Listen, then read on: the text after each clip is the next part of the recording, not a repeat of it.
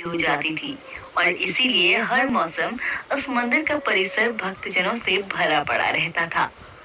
लेकिन एक बार सावन के महीने में मंदिर में काफी भीड़ थी। हर हर महादेव के जयकारों की गूंज मंदिर के हर कोने में गूंज रही थी कि तभी अचानक आकाश में बिजली हुई और सोने की एक थाल हवा में उतरती हुई मंदिर के आंगन में आई और एक भविष्यवाणी हुई।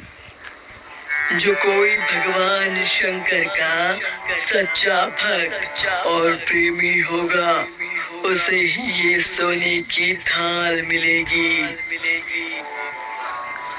इस भविष्यवाणी को सुन मंदिर में मौजूद सभी लोग हैरान हो गए और उस दिव्य थाल को देखने के लिए इकट्ठा होने लगे। अरे अरे भीड़ मत मचाओ, हटो यहाँ से। जय भोलेनाथ। मुझे पता है कि ये थाल आपने अपने सबसे बड़े भक्त के लिए यहाँ भेजी है और मैं ही आपका सबसे बड़ा भक्त हूँ। मैंने अपना पूरा जीवन आपकी सेवा में अर्पण किया और आज उसी का फल मुझे मिलने जा रहा है। देखिए, मैं प्रतिदिन महादेव का अभिषेक करता हूँ, उनका ध्यान करता हूँ। मैंने बिना महादेव की पूजा किए कभी अन्न ग्रहण नहीं किया। ऐसे में मैं ही भोलेनाथ का सबसे बड़ा भक्त हूँ, इसलिए यह थाल तो केवल मुझे ही मिलना चाहिए।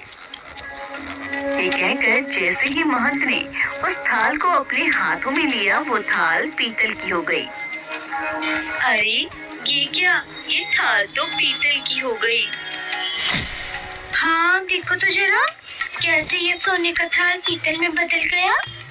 मैंने तो सुना था कि मंदिर के महंत कई दिनों तक मंदिर में महादेव का ध्यान करते हैं।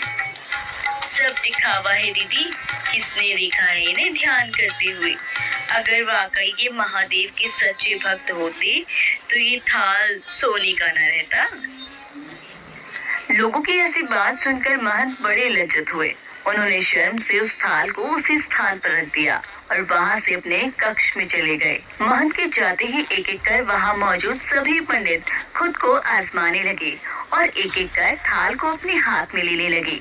लेकिन वो थाल किसी के भी हाथ में आकर सोने का न रहता। किसी के हाथ में वो थाल पीतल तो किसी के हाथ में तांबे का हो जाता। कमाल की बात है, इतनी पूजा पाठ के बाद भी हम में से कोई भी महादेव का सच्चा भक्त नहीं है। मुझे लगता है अब गांव वालों को इस थाल को उठाकर देख ही लेना चाहिए, आखिर पता तो चले कि महादेव का सच्चा भक्त है कौन। मंदिर के पंडित आपस में बात कर ही रहे होते हैं कि तभी उस नगर का राजा भी सोने की उस थाल को देखने के लिए मंदिर में आ जाता है। रुकिए, ये थाल महादेव ने सिर्फ मेरे लिए भेजी है। मैंने आज तक महादेव के मंदिर में बड़ी भारी दान दक्षिणा दी है। ऐसे में महादेव का आशीर्वाद ये मेरे लिए है, तो इसे अब मैं ही हाथ लगाऊंगा। इतना कहकर राजा आगे बढ़कर थाल उठाने लगा और जैसे ही राजा ने उस थाल को उठाया तो वो थाल तांबे का हो गया। ये कैसे संभव हो सकता है? मुझे लगा था कि मैं महादेव का सबसे बड़ा भक्त हूँ, लेकिन ये थाल तो तांबे में बदल गई।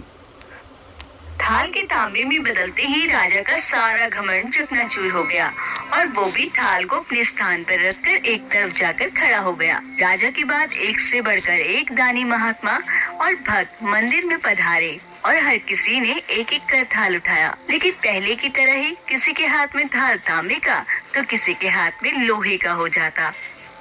हे भगवान, हम तो कितनी पूजा पाठ करते हैं पर हम भी महादेव के सच्चे भक्त नहीं।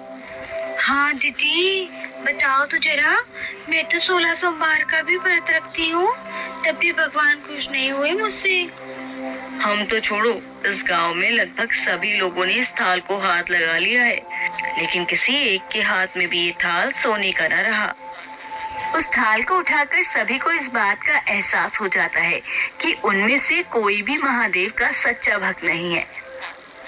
उसी गांव में एक रमेश नाम का किसान भी रहता था, जो गरीबी में अपना गुजर बसर करता था। सावन का महीना है और मैं पूजा पाठ भी नहीं कर पाता हूँ।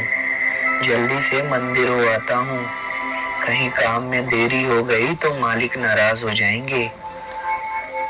रमेश जल्दी जल्दी मंदिर की ओर जाने लगा कि तभी उसे रास्ते में एक बूढ़ा भिखारी मिला। बेटा, कुछ पैसे दे दे बेटा, 2 दिन से कुछ नहीं खाया।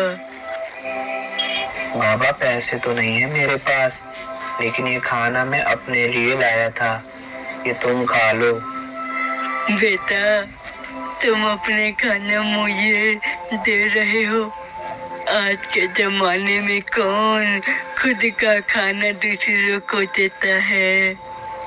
बाबा, मैं दिन में नहीं तो रात को खा ही लूंगा, लेकिन आप 3 दिन से भूखे हैं, तो ये खाना आप ही खा लीजिएगा। भगवान भगवान तेरा भला करे बेटा। रमेश उस भिखारी को अपना खाना देकर महादेव के दर्शन के लिए मंदिर की ओर बढ़ जाता है। मंदिर में जिस थाल की इतनी चर्चा है उसके बारे में रमेश ने भी सुना था, लेकिन रमेश इस पर ध्यान दिए बिना मंदिर पहुंचा और महादेव को जल चढ़ाया, उनकी पूजा की और परिक्रमा करके अपने काम पर लौटने लगा। अरे रमेश भाई, तुमने उस सोने की थाल को उठाकर नहीं देखा? अरे भाई, मैं तो कभी पूजा पाठ भी नहीं करता, महीनों में एक आध बार मंदिर आ पाता हूँ। मैं काहे का सच्चा भक्त। रमेश भाई, हम तो देख चुके हैं, हमारी भक्ति तो 2 कौड़ी की भी नहीं है। एक बार तुम भी हाथ लगा लो, क्या पता वो सोने की थाल ही मिल जाए। नहीं भैया, जब मंदिर के सबसे बड़े महंत के हाथ में वो सोने का थाल, सोने का ना रहा, तो मैं उनके आगे क्या ही हूँ। मुझे नहीं लगाना किसी थाल को हाथ। अच्छा ठीक है, सोने की थाल के लिए ना सही, लेकिन उस थाल पर हाथ लगाकर ये तो पता चल ही जाएगा कि तुम्हारी भक्ति में कितनी सच्चाई है। लोगों के बहुत आग्रह करने पर रमेश उस थाल को उठाने के लिए मंदिर में वापस जाता है और जैसे ही रमेश उस थाल को उठाता है तो लोगों के आश्चर्य का ठिकाना नहीं रहता। रमेश के हाथों में सोने का थाल रोशनी से चमचमाने लगता है। देखो वो थाल कैसे चमचमा रहा है। अरे वाह रमेश, तुम ही महादेव के सच्चे भक्त हो, लेकिन तुम तो कभी पूजा पाठ भी नहीं करते और महीने में मैंने तुम्हें एक आध बार भी मंदिर में नहीं देखा। फिर भी तुम्हारी सच्ची भक्ति कैसे?